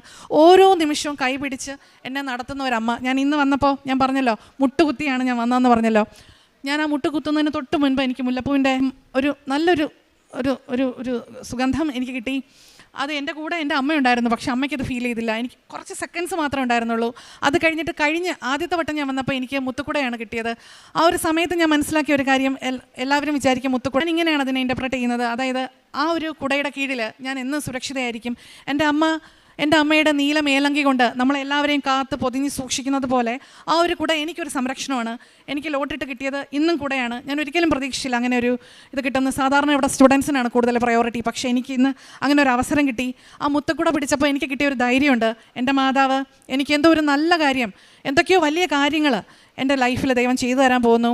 ആ ഒരു പദ്ധതിയുണ്ട് ദൈവത്തിന്, അതിൻ്റെ നാശത്തിനല്ല, അതിൻ്റെ ക്ഷേമത്തിനുള്ള ഒരു പദ്ധതിയാണെന്ന് വീണ്ടും വീണ്ടും വീണ്ടും ബൈബിൾ വചനത്തിലൂടെ ഊന്നി ഉറപ്പിച്ച് എനിക്ക് ബോധ്യം തരുന്ന ഒരമ്മ. ഒരുപാട് നന്ദി. എല്ലാവരെയും ദൈവം ധാരാളമായിട്ട് അനുഗ്രഹിക്കട്ടെ. Praise the Lord. Ave Maria. പ്രേക്ഷിത പ്രവർത്തനങ്ങൾ ഞാൻ പറഞ്ഞല്ലോ, 12.25 മണിക്കൂറാണ് ഡ്യൂട്ടി. ഈ 13 മണിക്കൂർ ഡ്യൂട്ടി കഴിഞ്ഞ് വന്നിട്ട് ഈ 3 കുഞ്ഞു മക്കളൊക്കെ ഉറക്കി അവർ ചിലപ്പോൾ 1:30-2 മണിയോ ഉറങ്ങാൻ. ഇതെല്ലാം കഴിഞ്ഞിട്ട് എത്ര വൈകിയാലും ഉണർന്നിരുന്ന് പ്രാർത്ഥിക്കാനുള്ള ഒരു കൃപയുണ്ട്. ഞാൻ എത്ര വൈകിയാലും ചെന്നാലും വിളിച്ചാലും ഉണർന്നിരുന്ന് പ്രാർത്ഥിക്കാൻ എൻ്റെ കൂടെ തയ്യാറാകുന്ന ഒരു 3-4 പേരുണ്ട്. അവർ പല പല രാജ്യങ്ങളിലാണ്, പല പല സ്ഥലത്താണ്, പല പല ടൈം സോൺസാണ്. ബട്ട് സ്റ്റിൽ അവരെല്ലാം കൂടെ ഉണ്ടാവും, പ്രാർത്ഥിക്കും. അങ്ങനെ അതൊരു പ്രേക്ഷിത പ്രവർത്തനമായിട്ട് ഞാൻ കാണുന്നു. പിന്നെ അത് കഴിഞ്ഞിട്ട് എനിക്ക് പറയാൻ ഇഷ്ടമില്ല, എന്നാലും ഞാൻ ചെയ്യുന്ന ഒരു പ്രവൃത്തി മറ്റൊരാൾ അറിയുന്നത് എനിക്കിഷ്ടമല്ല. എന്നിരുന്നാലും ഇവിടെ പറയണമെന്ന് പറഞ്ഞതുകൊണ്ട് പറയട്ടെ. പഠിക്കാൻ പിന്നോക്കം നിൽക്കുന്ന മക്കൾക്ക് വേണ്ടിയിട്ട് എനിക്ക് അവർക്ക് ബാഗും പുസ്തകങ്ങളൊക്കെ, അല്ലെങ്കിൽ അവരുടെ ഫീസൊക്കെ, അല്ലെങ്കിൽ ചില കുഞ്ഞുങ്ങളൊക്കെ ട്യൂഷൻ പഠിപ്പിക്കുന്നതിന് വേണ്ടിയിട്ട് അതെൻ്റെ ഹസ്ബൻഡിന് പോലും അറിയില്ല ഞാൻ അങ്ങനെ ഒരു കാര്യം ചെയ്യുന്നുണ്ടെന്ന്. അങ്ങനെ ചെയ്യാൻ പറ്റുന്നുണ്ട്. പിന്നെ അത് കഴിഞ്ഞിട്ട് അസുഖമായിട്ടുള്ള ആൾക്കാർക്കൊക്കെ മരുന്ന് വാങ്ങാൻ വേണ്ടിയിട്ട് അത് അങ്ങനെ ചെയ്യുന്നുണ്ട്. പിന്നെ എല്ലാ ആഴ്ചയും പൊതിച്ചോറ് കൊല്ലം പള്ളിയുടെ ഫ്രണ്ടിൽ, ഞങ്ങൾ കൊല്ലത്താണ്, കരുനാഗപ്പള്ളിക്കാരാണ്. അപ്പോൾ അവിടെ പോയിട്ട് എൻ്റെ അമ്മയെ കൊണ്ട് ഞാൻ പൊതിച്ചോറ് ഉണ്ടാക്കി. അമ്മയ്ക്ക് തീരെ വയ്യാത്ത അമ്മയാണ്, എന്നാലും അമ്മയെ കൊണ്ട് അമ്മ തന്നെ ഉണ്ടാക്കി കൊടുക്കണം എന്ന് എനിക്ക് നിർബന്ധമാണ്. അപ്പോൾ അങ്ങനെ അമ്മയെ കൊണ്ട് ഞാൻ അങ്ങനെ ഉണ്ടാക്കി കൊടുപ്പിക്കുന്നുണ്ട്. പിന്നെ ഞങ്ങളുടെ പ്രാർത്ഥന ഗ്രൂപ്പിലുണ്ടെന്ന് പറഞ്ഞല്ലോ, ഈ ആളുകൾ പൈസ കുറച്ച് ഇടും. അപ്പോൾ അതൊക്കെ കൊണ്ടാണ് ഇത് മുന്നോട്ട് പോകുന്നത്. വലിയൊരു സംരംഭമൊന്നുമല്ല, ഞങ്ങളെ കൊണ്ട് ചെയ്യാൻ പറ്റുന്ന രീതിയിൽ ചെറിയ രീതിയിൽ ഉള്ള കാരുണ്യ പ്രവർത്തനമാണ്. പിന്നെ എൻ്റെ ഏറ്റവും വലിയൊരു പ്രാർത്ഥന, എൻ്റെ വീടിൻ്റെ തൊട്ടടുത്ത് തന്നെ എനിക്കൊരു പള്ളി വേണം എന്നായിരുന്നു. ഇതെൻ്റെ വീടാണെങ്കിൽ ഇത് പള്ളി, അതുപോലെ ഒരു സൗകര്യമാണ് എനിക്ക് ദൈവം. ഇംഗ്ലീഷ് പള്ളിയാണ്, പക്ഷേ എനിക്ക് അവിടെ പോകാനും മുട്ടുകുത്താനും പ്രാർത്ഥിക്കാനും ഒക്കെ അവരുടെ കൂടെ ഇടപഴകാനും ഒക്കെ ഒരു അവസരം ദൈവം തരുന്നുണ്ട്. അതൊക്കെ ഞാൻ ചെയ്യാൻ പറ്റുന്ന രീതിയിൽ മുടക്കം ഇല്ലാതെ ചെയ്യാൻ പറ്റുന്നുണ്ട്. പിന്നെ ഞാൻ ക്രിസ്ത്യാനിയല്ല, കുർബാനും കേൾക്കാനും മാത്രമേ പറ്റൂ. എനിക്ക് ദൈവത്തിനെ സ്വീകരിക്കാൻ ഇതുവരെ പറ്റിയിട്ടില്ല. പക്ഷേ അത് ഏറ്റവും വലിയ ആഗ്രഹമാണ്. അത് എന്നെങ്കിലും ദൈവം അത് നടത്തി തരുമെന്ന് ഞാൻ ആഗ്രഹിക്കുന്നു. എന്നെങ്കിലും ഞാൻ മരിക്കുന്നതിന് മുൻപ് എനിക്ക് എൻ്റെ ഈശോയെ സ്വീകരിച്ചുകൊണ്ട് മരിക്കണം എന്നാണ് എൻ്റെ ഏറ്റവും വലിയ ആഗ്രഹം. അതാരും ഫോഴ്സ് ചെയ്തോ അങ്ങനെയൊന്നുമല്ല, അതെൻ്റെ മനസ്സിൽ എനിക്കങ്ങനെ ഇടയ്ക്കിടയ്ക്ക് തോന്നുന്നതാണ്. അങ്ങനെ ഞാൻ പോവുകയാണെങ്കിൽ എനിക്ക് ഇടാനുള്ള ഒരു പേര് പോലും എനിക്ക് ദൈവം കാണിച്ചു തരുന്നുണ്ട്. അത് അങ്ങനെ ഒരു അവസരത്തിൽ ഉണ്ടാവുമ്പോൾ അങ്ങനെ വന്ന് നിൽക്കണം എന്ന് എനിക്ക് ആഗ്രഹമുണ്ട്, അന്ന് പറയാം. പിന്നെ അത് കഴിഞ്ഞിട്ട് പത്രം അവിടെ അവൈലബിൾ അല്ല. അപ്പോൾ ചെയ്യാൻ പറ്റുന്നതെന്ന് പറഞ്ഞാൽ ഓൺലൈനിൽ കോപ്പി എടുത്തിട്ട്, നമ്മുടെ വീട്ടിൽ നമ്മൾ പ്രിൻ്റർ വാങ്ങി, അപ്പോൾ നമ്മളങ്ങനെ ഓൺലൈനിൽ പ്രിൻ്റ് എടുക്കും. പിന്നെ വേറൊരു ഫ്രണ്ടാണ് പ്രിൻ്റ് എടുക്കുന്നത്. അപ്പോൾ അവളുടെ ആ ഒരു സ്ഥലത്ത് നമ്മളിരുന്ന് തീരുമാനിക്കും ഇന്ന് ഏത് പള്ളിയിലാണ് അല്ലെങ്കിൽ ഏത് സ്ഥലത്താണ് കൊടുക്കേണ്ടതെന്ന്. അങ്ങനെ അവർ കൊടുക്കും. പിന്നെ കൂടെയുള്ള ആൾക്കാർ നേഴ്സുമാരുണ്ട്, അവരോടൊക്കെ എൻ്റെ അച്ഛനെ പറ്റിയിട്ടും എൻ്റെ മാതാവിനെ പറ്റിയിട്ടും എൻ്റെ ഈ പള്ളിയെ പറ്റിയൊക്കെ പറയാറുണ്ട്. അവരൊക്കെ വരും, ഇന്നല്ലെങ്കിൽ നാളെ എന്നെങ്കിലും എനിക്ക് അവരവിടെ കൊണ്ടുവരാൻ പറ്റും. മറ്റ് പല രാജ്യക്കാരാണ്, കൊണ്ടുവരാൻ പറ്റും എന്നുള്ള വിശ്വാസമാണ്. അത്രയേ ഉള്ളൂ. എന്നെ ശക്തിപ്പെടുത്തുന്ന ദൈവം നിങ്ങളെ എല്ലാവരെയും ശക്തിപ്പെടുത്തട്ടെ. ബൈബിൾ വായനയുണ്ട്, ജപമാലയുണ്ട്. അത് ജപമാല വൈകുന്നേരങ്ങളിൽ മാത്രം ഒതുങ്ങുന്നതല്ല. എനിക്ക് പറ്റുമ്പോഴൊക്കെ ഞാൻ ഈ നടന്നു പോകുമ്പോഴും, ചിലപ്പോൾ ഈവൻ ടോയ്ലറ്റിൽ ഇരിക്കുമ്പോഴാണെങ്കിലും, കുളിക്കുമ്പോഴാണെങ്കിലും, ഭക്ഷണം കഴിക്കുമ്പോഴാണെങ്കിലും ഒക്കെ എൻ്റെ വായിൽ ജപമാല വരാറുണ്ട്, പ്രാർത്ഥിക്കാറുണ്ട്. ഞാൻ ക്രിസ്ത്യാനിയല്ല, പിന്നെയും പറയട്ടെ. അപ്പോൾ അതുകൊണ്ട് ഞാനത് ചെയ്യുന്നതൊക്കെ പെർഫെക്റ്റ് ആണോ എന്ന് ചോദിച്ചാൽ എനിക്കറിയില്ല. അങ്ങനെയൊക്കെയുള്ള സാഹചര്യങ്ങൾ അത് ചെയ്യാമോ എന്ന് ചോദിച്ചാലും എനിക്കറിയില്ല. പക്ഷേ അതെൻ്റെ ബോധ്യമാണ്, എനിക്കിഷ്ടമാണ് അങ്ങനെ ചെയ്യാൻ. എനിക്കത് മാത്രമേ വായിൽ വരുള്ളൂ. പിന്നെ വചനങ്ങൾ എഴുതി വെച്ചിട്ട് പ്രാർത്ഥിക്കുന്നത് എനിക്കിഷ്ടമാണ്. ഞങ്ങൾ വചനങ്ങൾ ഷെയർ ചെയ്യാറുണ്ട്. പിന്നെ ഇവിടെ വരുന്ന ഓരോ സാക്ഷ്യങ്ങളും മുടക്കം കൂടാതെ ഞങ്ങൾ മറ്റുള്ളവർക്ക് ഷെയർ ചെയ്യാറുണ്ട്. ഞങ്ങൾ അതിനെ പറ്റിയിട്ട് സംസാരിക്കാറുണ്ട്, പ്രാർത്ഥിക്കാറുണ്ട്. അവർക്ക് കിട്ടിയ അനുഗ്രഹത്തെ ഓർത്ത് അവർക്ക് വേണ്ടിയിട്ട് ഞങ്ങൾ ദൈവത്തിനോട്, മാതാവിനോട് നന്ദി പറയാറുണ്ട്. അല്ലാതെ സാക്ഷ്യം ഞങ്ങൾ വെറുതെ കണ്ടിട്ട് വെറുതെ വിടാറില്ല. ആ വ്യക്തിയെ സമർപ്പിച്ച് അവരെ വീണ്ടും വീണ്ടും അനുഗ്രഹിക്കണമെന്ന് പ്രാർത്ഥിക്കാറുണ്ട്. പിന്നെ ഞങ്ങളെ എളിമപ്പെടുത്തി നടത്തണമെന്ന് ഓരോ നിമിഷവും ദൈവത്തിനോട് പ്രാർത്ഥിക്കുന്നു. അത്രയൊക്കെ ഉള്ളൂ. Thank you so much. Praise the Lord. Ave Maria. അവൻ സ്നേഹത്തിൽ എന്നോട് ഒട്ടി നിൽക്കുന്നതിനാൽ ഞാൻ അവനെ രക്ഷിക്കും. അവൻ എൻ്റെ നാമം അറിയുന്നത് കൊണ്ട് ഞാൻ അവനെ സംരക്ഷിക്കും. സങ്കീർത്തനം 91:14 വചനമാണ്. ദൈവത്തെ ഹൃദയത്തിൽ സ്നേഹിക്കുന്നവർ, ആ സ്നേഹത്തിൽ ഒട്ടി നിൽക്കുന്നവരെ ദൈവം രക്ഷിക്കും. പ്രശ്നങ്ങളിൽ നിന്നും, കഷ്ടതകളിൽ നിന്നും, ദുഃഖങ്ങളിൽ നിന്നും രക്ഷിക്കുന്ന ഒരു ദൈവത്തെയാണ് അവർ കണ്ടുമുട്ടുന്നത്. എൻ്റെ നാമം അറിയുന്നവർ ആ ദൈവത്തിൽ അവർ ഉറച്ചു വിശ്വസിക്കുമ്പോൾ ഏത് സാഹചര്യമാണേലും ദൈവം അവരെ ഉയർത്തും, അനുഗ്രഹിക്കും. സ്നേഹവും വിശ്വാസവും ഉള്ളവരെ ദൈവം ഒരിക്കലും കൈവിടില്ല. ഉടമ്പടിയിൽ ദൈവത്തെ സ്നേഹിക്കുന്നവർക്ക് രക്ഷയും ഉയർച്ചയും അനുഗ്രഹങ്ങളും ഉറപ്പാണ്. അങ്ങനെയുള്ള ഒരു വലിയ ദൈവാനുഭവ സാക്ഷ്യമാണ് ശ്രീ രഞ്ജിനി ഹരിദേവ് നമ്മളോട് പങ്കുവച്ചത്. ഈ മകളുടെ ജീവിതത്തിൽ ഇത് 2ാമത്തെ സാക്ഷ്യമാണ്. ഈശോയും അമ്മയും കൂടെ നിൽക്കുമ്പോൾ, ആ സ്നേഹത്തോട് ഒട്ടി നിൽക്കുമ്പോൾ അനുഭവിക്കുന്ന ആ ദൈവാനുഭവങ്ങൾ, അനുഗ്രഹങ്ങളുമാണ് ഈ മകൾ നമ്മളോട് പങ്കുവച്ചത്. UK ലായിരുന്നപ്പോൾ 3 കുട്ടികളുണ്ട്, ഹസ്ബൻഡും ഈ മകളും. നമുക്കറിയാം, കുട്ടികളുള്ള സ്ഥലങ്ങളിൽ റെൻ്റ് ഹൗസ് കിട്ടാനായിട്ട് വളരെ ബുദ്ധിമുട്ടാണ്. പല പ്രതിസന്ധികളും പ്രശ്നങ്ങളും ഒക്കെ ഉണ്ട്. ഈ മകൾ പ്രാർത്ഥിച്ചതിൻ്റെ ഫലമായിട്ട് ഒരു ചെറിയ വീടല്ല, 3 നിലയുള്ള ഒരു ബിൽഡിംഗ് തന്നെയാണ് അമ്മ മാതാവ് ഇവർക്ക് ക്രമീകരിച്ച് കൊടുത്തത്. അതൊരു വലിയ അനുഗ്രഹമാണ്. അതുതന്നെയുമല്ല, ഈ മകളുടെ പ്രാർത്ഥിച്ച പ്രകാരം, ആഗ്രഹിച്ച പ്രകാരം പള്ളിയുടെ അടുത്ത് തന്നെ ഒരു നല്ലൊരു ബിൽഡിംഗ് കൊടുത്ത് ഈ മകളെ അനുഗ്രഹിക്കുകയാണ്. പിന്നീടുണ്ടായിരുന്നത് പ്രഗ്നൻസി ടൈമിൽ വാട്ടർ ബ്രേക്കായി. അന്ന് ഹസ്ബൻഡ് വരാനായിട്ട് കാത്തിരുന്നു. തൈലം തേച്ച് വിശ്വാസ പ്രമാണം ചൊല്ലി പ്രാർത്ഥന ചൊല്ലിയാണ് കാത്തിരുന്നത്. ഒരു കുഴപ്പവുമില്ലാതെ അന്നും ഈശോയുടെ മമ്മയുടെ ഒരു വലിയ സംരക്ഷണം ഉണ്ടായിരുന്നു. പെട്ടെന്ന് ഹോസ്പിറ്റലിൽ പോവുകയും ഡെലിവറി പോസിബിൾ ആവുകയും ചെയ്തു. പിന്നീട് വളരെ പ്രതിസന്ധിജനകമായ ഒരു സങ്കടകരമായ ഒരു സംഭവമാണ്. ജനിച്ച് 16-ാം ദിവസമായപ്പോൾ ശരീരത്തിൽ വലിയൊരു തളർച്ചയാണ് വന്നത്. സ്ട്രോക്ക് പോലെ. എന്ത് ചെയ്യണമെന്നറിയില്ല. ആദ്യ നിമിഷങ്ങളിലും ഈ മകള് ഈശോയുടെ മമ്മയോട് ചേർന്ന് നിന്ന് പ്രാർത്ഥിക്കുകയാണ്. തളർന്ന ശരീരം, കോടിപ്പോയ മുഖം, എന്ത് ചെയ്യണമെന്നറിയില്ല. 16 ദിവസം മാത്രമുള്ള ഒരു കുഞ്ഞ് കയ്യിൽ പെട്ടെന്ന് ശരീരം സ്ട്രോക്കായെന്ന് പോകുന്നത് കണ്ടപ്പോൾ തന്നെ ഈശോയും അമ്മയും ഈ മകളെ താങ്ങി നിർത്തുകയാണ്. മനസ്സിൽ എഴുതി കാണിച്ച ഒരു കളർ, അതായത് ഗ്രേ കളറിൽ വൈറ്റ് കളർ ലെറ്ററായിട്ട് കാണിച്ചു കൊടുക്കുകയാണ്. ഈവലിൻ എന്ന പേര് ഒരു നൈജീരിയൻ സ്ത്രീയുടെ പേരാണ്. ആ സ്ത്രീയെ ഈ കുഞ്ഞിനെ ഏൽപ്പിക്കുകയാണ്. ഹോസ്പിറ്റലിലേക്ക് പോകും. ഈശോയുടെയും അമ്മയുടെയും സാന്നിധ്യം അടുത്തെറിഞ്ഞ നിമിഷങ്ങളാണ്. ആ മകൾക്ക്, ഈവലിൻ എന്ന മകൾക്ക് ഓട്ടിസം ബാധിച്ചൊരു കുട്ടിയുണ്ട്. ആ കുഞ്ഞിൻ്റെ കൂടെയാണ് ഈ 16 ദിവസം മാത്രം പ്രായമുള്ള കുഞ്ഞിനെ ഏൽപ്പിക്കുന്നത്. വേറെ ആരുമില്ല സഹായത്തിന്. അവിടെയും ഈശോയും അമ്മയോടും ചേർന്ന് നിൽക്കുമ്പോൾ, ഒട്ടി നിൽക്കുമ്പോൾ നമുക്ക് കാണുവാൻ സാധിക്കുന്നത് ആ സംരക്ഷണമാണ്. അങ്ങനെ ഈ കുഞ്ഞിനെ കൊടുത്തിട്ടാണ് ഈ മക്കൾ ഹോസ്പിറ്റലിലേക്ക് പോകുന്നത്. 2 ദിവസം ഹോസ്പിറ്റലിൽ അഡ്മിറ്റ് ആയിരുന്നു. അപ്പോൾ ഈ മകളെ പ്രാർത്ഥിച്ചത്, അമ്മയെ കൂടെയുണ്ടോ, എൻ്റെ കൂടെയുണ്ടോ എന്നുള്ള പ്രാർത്ഥന. അവിടെയും അമ്മ ഒരു അടയാളം കൊടുക്കുകയാണ്. പെട്ടെന്ന് ഒരു സ്ത്രീ യാദൃശ്ചികമായിട്ട് ഹോസ്പിറ്റലിലേക്ക് കയറി വരികയാണ്. ഈ മകളുടെ അടുത്തേക്ക് വരികയും ഒരു ബ്രേസ്ലെറ്റാണ് കയ്യിൽ കൊടുക്കുന്നത്. ആ നിമിഷം തന്നെ ഈ മകൾക്ക് മനസ്സിലായി, എൻ്റെ കൂടെ അമ്മയുണ്ട് എന്ന്. വചനം പറഞ്ഞതുപോലെ അവൻ സ്നേഹത്തിൽ എന്നോട് ഒട്ടി നിൽക്കുന്നതിനാൽ ഞാൻ അവനെ രക്ഷിക്കുമെന്ന വചനം ഈ മകളുടെ ജീവിതത്തിൽ സ്നേഹത്തോട് ഒട്ടി നിൽക്കുന്നതോട് തന്നെയാണ് ഈ മകളെ കൈവിടാതെ ഈശോയുടെ മമ്മയുടെ സാന്നിധ്യം അടുത്തറിഞ്ഞത്. അങ്ങനെ ആ ബ്രേസ്ലെറ്റ് കൊടുക്കുകയും അത് കയ്യിൽ ഇട്ടിട്ട് പോവുകയും ചെയ്ത്. ആ സ്ത്രീയെ ഇതിനു മുൻപ് കണ്ടിട്ടില്ല, അത് കഴിഞ്ഞിട്ടും കണ്ടിട്ടില്ല. ആരാണ് ആ സ്ത്രീ എന്നറിയില്ല. പക്ഷേങ്കിൽ ആ സ്ത്രീ ഉടമ്പടി എടുത്ത ഒരു സ്ത്രീയാണ്. ഹോസ്പിറ്റലിൽ ഏതോ ഒരു ഡിപ്പാർട്ട്മെൻറ്റിൽ ജോലി ചെയ്യുന്നതെന്നറിയാം. പക്ഷേങ്കിൽ ആ തക്ക സമയത്ത് മാതാവ് തന്നെയാണ് ഇടപെട്ടുന്നതെന്നാണ് നമ്മൾ സാക്ഷ്യപ്പെടുത്തുന്നത്. ഒരു കുഴപ്പവുമില്ല, വിശ്വസിച്ച് പ്രാർത്ഥിക്കുക എന്നാണ്. കരയണ്ട എന്ന് ആശ്വസിപ്പിച്ചാണ് ആ മകൾ തിരിച്ചു പോയത്. പിന്നീട് കൈ പൊക്കുവാൻ സാധിക്കാത്ത ആ കരം തന്നെ മുകളിലേക്ക് ഉയർത്തി. അത് മുകളിലേക്ക് ഉയർത്താൻ ശ്രമിച്ചപ്പോൾ പെട്ടെന്ന് തന്നെ കൈ ഉയർത്താൻ ശ്രമിച്ചു. പിന്നീട് ഈ മകൾ ആ കൈ ഉയർത്താൻ ശ്രമിച്ചപ്പോൾ തന്നെ ഹസ്ബൻഡ് ഫോൺ വിളിച്ച് എങ്ങനെയെങ്കിലും ആ തൈലം വീട്ടിൽ എൻ്റെ ഹോസ്പിറ്റലിൽ എത്തിക്കണമെന്ന് ഫോണിൽ കൂടെ പറയുകയാണ്. പിന്നീട് കൂട്ടുകാരിമാരും ഉടമ്പടിയിലെടുത്ത മക്കൾ ഉടമ്പടി തൈലം തേച്ച് പ്രാർത്ഥിച്ചു. ഹസ്ബൻഡും ഉടമ്പടി തൈലവുമായിട്ട് വന്നു. പിന്നെ അങ്ങനെ കൂട്ടുകാരിമാർ വന്ന് പ്രാർത്ഥിച്ച് തൈലം തേച്ച് വിശ്വാസപ്രമാണം ചൊല്ലി പ്രാർത്ഥന ഫലമായിട്ട് പിന്നീട് കാലിൽ തേച്ചവർ പ്രാർത്ഥിക്കുകയാണ്. കാലിനും ഒരു സ്ട്രെങ്ത് കിട്ടി. ഇവിടെയെല്ലാം നാം കാണുന്നത് ഈശോയുടെ മമ്മയുടെ ഒട്ടി നിൽക്കുമ്പോൾ ആ അചഞ്ചലമായ ആ സ്നേഹം അനുഭവിക്കാൻ സാധിക്കുന്നു എന്നാണ്. ആ കൂട്ടുകാർ പറഞ്ഞത് ഇങ്ങനെയാണ്, ഞാനിന്നിവിടെ വരാൻ ഓർത്തതല്ല, പക്ഷെങ്കിൽ ആ മകൾക്കൊരു ദർശനം കിട്ടുകയാണ്. നീ ഈ ഹോസ്പിറ്റലിലല്ലേ, ഈ എന്ത് ഡ്രസ്സാണ്, ഡ്രസ്സിൻ്റെ കളറും പിന്നെ ഹാർട്ട് ബീറ്റിൻ്റെ നമ്പരും റീഡിങ് പറയുകയും ഒക്കെ ചെയ്തത് ആ മകൾക്ക് പരിശുദ്ധ അമ്മ തന്നെ കാണിച്ചു കൊടുക്കുകയാണ്. വീട്ടിലിരുന്ന് ഈ മകൾ പ്രാർത്ഥിക്കുകയാണ്, കൂട്ടുകാർ പ്രാർത്ഥിക്കുകയാണ്. അപ്പോൾ ആ മകൾ വന്നില്ലെങ്കിലും അവിടെ നിന്ന് പ്രാർത്ഥിക്കുകയാണ്. ഈ മകൾ പ്രാർത്ഥിച്ചപ്പോഴും കാണിച്ചു കൊടുക്കുന്നതാണ്, മാതാവ് കാണിച്ചു കൊടുക്കുകയാണ്.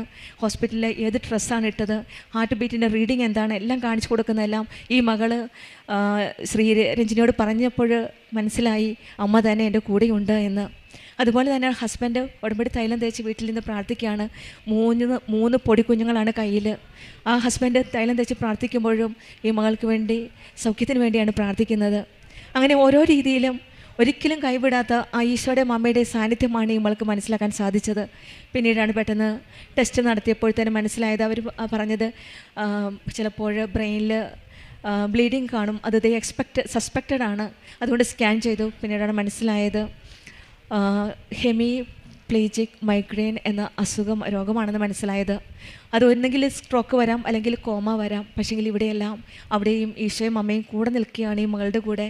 ആ കൈകാലുകളുടെ തകർച്ചയും മുഖം കോടിപ്പോയതും സംസാരിക്കാൻ കഴിയാതിരുന്നതും എല്ലാം ഈ എല്ലാ കാര്യങ്ങളിലും ഈശോയും അമ്മയും ചേർന്ന് നിന്നുകൊണ്ടാണ് തക്ക സമയത്ത് വ്യക്തികളെ വിടുകയും ഓരോ സാഹചര്യങ്ങളിൽ ഉടമ്പടി തൈലം തേച്ച് പ്രാർത്ഥിക്കാൻ അവിടെ ആൾ വരികയും അമ്മ മാതാവ് തന്നെ ഇടപെടുകയാണ് ഈ മകളുടെ കാര്യത്തിൽ. കുഞ്ഞിനെ നോക്കാനായിട്ട് ആളെ ഇടപെടുകയും സമയ ചുരുക്കത്തിൽ തന്നെ എല്ലാ കാര്യങ്ങളും വിതിൻ 2 ഡേയ്സാണ് ഈ മകളെ ഹോസ്പിറ്റലിൽ നിന്ന് ഡിസ്ചാർജ് ചെയ്തത്. വളരെ പെട്ടെന്ന് തന്നെ സമയ ചുരുക്കത്തിൻ്റെ അമ്മ കൃപാസനം അമ്മയുടെ ഇടപെടലിലൂടെ നേർച്ച വസ്തുക്കളുടെ വിശ്വാസ പ്രമാണം ചൊല്ലിയുള്ള ഉപയോഗത്തിലൂടെ ഈ മകൾക്ക് വളരെ പെട്ടെന്ന് തന്നെ ഹോസ്പിറ്റലിൽ നിന്ന് ഡിസ്ചാർജ് ചെയ്യാൻ സാധിച്ചു. രോഗത്തിൽ നിന്ന് റിക്കവർ ചെയ്യാൻ സാധിച്ചു. ഇവിടെയെല്ലാം നാം കാണുന്നത് അവൻ സ്നേഹത്തിൽ എന്നോട് ഒട്ടി നിൽക്കുന്നതിനാൽ ഞാനവനെ രക്ഷിക്കുന്ന ആ ദൈവത്തിൻ്റെ സംരക്ഷണവും സൗഖ്യവുമൊക്കെയാണ് നാം കാണുന്നത്. പിന്നീട് ഈ മകൾ പറയുന്നത് പ്രൊമോഷൻ്റെ കാര്യമാണ്. അത് കഴിഞ്ഞിട്ട് എക്സാമിന് ഈ പ്രൊമോഷൻ്റെ കാര്യത്തിലും പല പ്രാവശ്യവും പ്രൊമോഷൻ്റെ എക്സാമിൻ്റെ കാര്യത്തിലും കോഡ് പെട്ടെന്ന് മാറ്റി കൊടുക്കുകയാണ് ഈശോയും അമ്മയും ചേർന്നുകൊണ്ട്. യൂഷ്വലി പലരും റെക്കമെൻഡ് ചെയ്യുമ്പോഴാണ് പ്രൊമോഷനുള്ളത്. പക്ഷേങ്കിൽ ഇവിടെയും not by merit but by grace എന്നാണ് ഈ മകൾ സാക്ഷ്യപ്പെടുത്തുന്നത്. എൻ്റെ കഴിവ് കൊണ്ടല്ല, ദൈവത്തിൻ്റെ കൃപയാലാണ് ഒരു ഹയർ സെക്കൻഡറി ടീച്ചറായ ഈ മകൾക്ക്, ഏജൻസി വർക്കറായി ജോലി ചെയ്തിരുന്ന ഈ മകൾക്ക് സീനിയർ കെയർ ടീം ലീഡറായിട്ട് ഒരു ട്രെയിനർ ആയിട്ട് ഒരു പ്രൊമോഷൻ ലഭിക്കുക. അത് എൻ്റെ കഴിവുകൊണ്ടല്ല, ദൈവത്തിൻ്റെ കൃപ കൊണ്ടാണെന്നാണ് ഈ മകൾ വീണ്ടും വീണ്ടും ആവർത്തിച്ച് പറഞ്ഞത്. ഈശോയും അമ്മയും കൂടെയുള്ളപ്പോൾ നമുക്ക് എത്ര കഴിവില്ലെങ്കിലും നമ്മളെ കൃപയിലൂടെ നമ്മെ ഉയർത്തുന്ന ഒരു ദൈവത്തെയാണ് നമുക്ക് കണ്ടുമുട്ടാൻ സാധിക്കുന്നത്. അതുപോലെ തന്നെയാണ് പ്രേക്ഷിത പ്രവർത്തനം. പത്രം പ്രിൻ്റ് ചെയ്യാൻ നമുക്കറിയാം, പലരും പറയാറുണ്ട് പത്രം കിട്ടുന്നില്ല, പ്രേക്ഷിത പ്രവർത്തനം ചെയ്യാൻ സാധിക്കില്ല എന്ന്. പക്ഷേ ഈ മകളുടെ സാഹചര്യത്തിൽ അവിടെ UK പത്രം ഇല്ല. പക്ഷേങ്കിൽ അവർ ഓൺലൈൻ പത്രം മേടിച്ചിട്ട് ആ പത്രം അവിടെ പ്രിൻ്റ് ഔട്ട് ചെയ്തിട്ട് മറ്റുള്ളവർക്ക് ഷെയർ ചെയ്യുകയാണ്. അറിയാത്തവരെ അറിയിക്കാനും അറിഞ്ഞവരെ ആഴപ്പെടുത്തുവാനുമുള്ള ആ പ്രേക്ഷിത പ്രവർത്തനം അക്രൈസ്തവയായ ഈ മകൾ ചെയ്യുന്നത് കൂടുതൽ പേരെ മറ്റുള്ളവരെ അറിയിക്കാനായിട്ടാണ്. ആ ദൈവത്തിൻ്റെ സ്നേഹം, അടുത്തറിഞ്ഞ ആ ദൈവത്തിൻ്റെ സ്നേഹം ഓരോ പേപ്പറും പ്രിൻ്റ് ചെയ്ത് എവിടെ ഏത് പള്ളിയിലേക്കാണ് കൊണ്ടുപോകേണ്ടതെന്ന് ഒരു ഗ്രൂപ്പായിട്ട്, ഉടമ്പടി ഗ്രൂപ്പിൻ്റെ മക്കളുടെ ഒരു ഗ്രൂപ്പാണ് അവിടെ ഉള്ളത്. ആ ഗ്രൂപ്പിൽ പ്രാർത്ഥിച്ച് അത് തന്നെയല്ല, എത്ര വൈകിയാലും നേഴ്സസ്, നമുക്കറിയാം സിസ്റ്റർ നേഴ്സസാണ്, എനിക്ക് ഈ പ്രേക്ഷിത പ്രവർത്തനവും ജോലിയുമായിട്ട് മുന്നോട്ട് പോകാൻ പറ്റില്ല എന്ന് ഈ അക്രൈസ്തവയായ മകൾ എത്ര ബുദ്ധിമുട്ടിയാലും എത്ര നൈറ്റ് ഡ്യൂട്ടി കഴിഞ്ഞാലും ഈ പൊടിക്കുഞ്ഞുങ്ങളെ പിടിച്ചുകൊണ്ട് രാത്രി കുഞ്ഞുങ്ങൾ ഉറങ്ങിക്കഴിഞ്ഞ് ഈ മക്കൾ ഉണർന്നിരുന്നാണ് പ്രാർത്ഥനാ ഗ്രൂപ്പിൽ പ്രാർത്ഥന ചൊല്ലുന്നത്. ഇതൊക്കെ എങ്ങനെയാണ് ഈശോയും അമ്മയും കാണാതിരിക്കുക? ഓരോ കാര്യങ്ങളിലും കാരുണ്യ പ്രവർത്തികളായിട്ടും പൊതിച്ചോറ് കെട്ടി ഒരു സ്റ്റോൾ തന്നെ തുറന്നിരിക്കുകയാണ്. അത് മറ്റുള്ളവരെ സഹായിക്കാനും പാവപ്പെട്ടവരെ സഹായിക്കാനുള്ള ആ കൃപയാണ് ദൈവം നൽകിയിരിക്കുന്നത്. പിന്നീട് ഈശോയുടെ അമ്മയുടെ സാന്നിധ്യം സുഗന്ധാഭിഷേകത്തിലൂടെയും ദർശനത്തിലൂടെയും പല പ്രാവശ്യവും മനസ്സിലാക്കാൻ സാധിച്ചു. ഇവിടെ വരുമ്പോൾ, ഉടമ്പടി എടുക്കുമ്പോൾ, കുട കിട്ടുമ്പോൾ ആ കുടയുടെ കീഴിൽ ജീവിതം മുഴുവനും സുരക്ഷിതമായിട്ട് മുന്നോട്ട് പോകാനായിട്ടുള്ള കൃപയാണ് ഈ മകൾക്ക് കൊടുക്കുന്നത്. ഈശോയമ്മ ചേർന്ന് നിന്നുകൊണ്ട് എല്ലാ കാര്യത്തിലും എവിടെയും എപ്പോഴും നമുക്ക് കാണുവാൻ സാധിക്കുന്നത് ആ ഒട്ടി നിൽക്കുന്ന ആ സ്നേഹമാണ്. ഈശോയും അമ്മയും ഇവരോട് ചേർന്ന് നിൽക്കുന്ന ആ സ്നേഹവും ശ്രീരഞ്ജനിയും കുടുംബവും ഈശോയുടെ അമ്മയോട് ചേർന്ന് നിൽക്കുന്ന ഇവരുടെ ആ സ്നേഹവും അത് തന്നെയാണ് ഇവരുടെ ആത്മീയ ജീവിതത്തിൽ കൂടുതൽ ചൈതന്യപൂർണ്ണമാക്കുന്നത്. കുടുംബത്തിൽ എന്ത് പ്രതിസന്ധികൾ വന്നാലും, രോഗാവസ്ഥ, ബുദ്ധിമുട്ടുകൾ വന്നാലും താങ്ങി നിർത്തുന്ന സംരക്ഷിക്കുന്ന ആ ദൈവത്തിൻ്റെ കരുതലാണ് ഇവരുടെ ജീവിതത്തിൽ നമുക്ക് കാണുവാൻ സാധിക്കുന്നത്. അവൻ സ്നേഹത്തിൽ എന്നോട് ഒട്ടി നിൽക്കുന്നതിനാൽ ഞാൻ അവനെ രക്ഷിക്കും, അവൻ എൻ്റെ നാമം അറിയുന്നതുകൊണ്ട് ഞാൻ അവനെ സംരക്ഷിക്കും. നമ്മുടെ ജീവിതത്തിലും ഒട്ടി നിൽക്കുന്ന സ്നേഹത്തിനായിട്ട് നമുക്ക് ദാഹിക്കാം. ഈശോയുടെ അമ്മയുടെ ചേർന്ന് നിൽക്കുമ്പോൾ ദൈവത്തിന് അസാധ്യമായി ഒന്നുമില്ല. ലൂക്കായുടെ സുവിശേഷം 1:37.